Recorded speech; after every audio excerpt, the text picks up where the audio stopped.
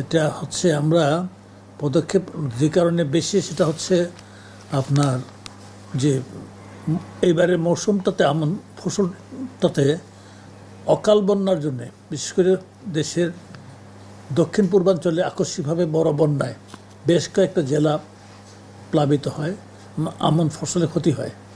এতে করতে যে আমন উৎপাদন কিছুটা কম হয়েছে, এই ঘাটতিটা পূরণ করার জন্যে আমরা শুরু থেকে আসলে বিদেশ থেকে, গত বছর যেমন বিদেশ থেকে কোনো চাল কেনা হয়নি। চালটা আমাদের খাদ্যশস্যের মধ্যে দুইটাই, চাল গমের মধ্যে যদি বলেন, চালটা আমাদের প্রায় স্বয়ংসম্পূর্ণ আছে, কিন্তু যেহেতু বন্যাবাই যেতে হলে আমাদের আমদানি করতে হয়।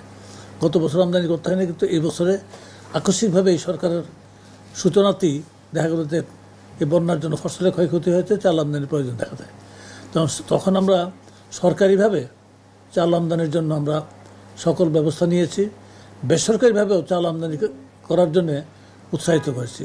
এবং সরকারের তরফ থেকে এখানে যে প্রণোদনাগুলি দেওয়া হয়েছে, এতে সকল ধরনের শুল্ক কর প্রত্যাহার করা হয়েছে। আগে চাল আমদানির জন্য শুল্ক কর ছিল, এটা প্রত্যাহার করা হয়েছে। এবং বেসরকারি উদ্যোক্তাদেরকেও, যারা ব্যবসায়ী যারা আছেন, তাদেরকেও করা হচ্ছে, তাদেরকে আপনার দেওয়া হচ্ছে আর কি, উৎসাহিত করা হচ্ছে যাতে তারা আমদানি করেন। তা আমদানি কার্যক্রম চলছে। সরকারিভাবে যেটুকু আমদানি করার কথা, আমরা বাই দিস টাইম 2.5 লক্ষ মেট্রিক টন হচ্ছে আপনার আন্তর্জাতিক উন্মুক্ত দরপত্র মাধ্যমে, এবং 1 লাখ টন বার্মা থেকে G2G ভিত্তির মাধ্যমে এটা কনফার্ম হয়ে গেছে। আর 50,000 টন পাকিস্তান থেকে আমাদের আলোচনা কনক্লুড হয়েছে। তো আমরা এটা ক্যাবিনেট, যেটা পারচেজ কমিটি যেটা আছে, সেটা আগামী মিটিং আমরা সেটা নিয়ে যাব। এবং আরও একটা 50,000 টনের দরপত্র সম্ভবত আগামীকাল, বোধহয় 9 তারিখ কবে আছে, আগামীকাল সম্ভবত, আগামীকাল বোধহয় 9 তারিখে বোধহয় ড্রপ হওয়ার কথা আছে। তো এতে করতে গিয়ে আবার এই মাসে আমরা আশা করছি ওই মিয়ানমারের 1 লাখ টন চাল, কারণ আন্তর্জাতিক দরপত্রের মাধ্যমে যে আমরা যে চালের যে অর্ডার করেছি, তার মধ্যে থেকে অন্তত পক্ষে 75,000 টন চাল এবার এই মাসে 1,75,000 টন আসবে।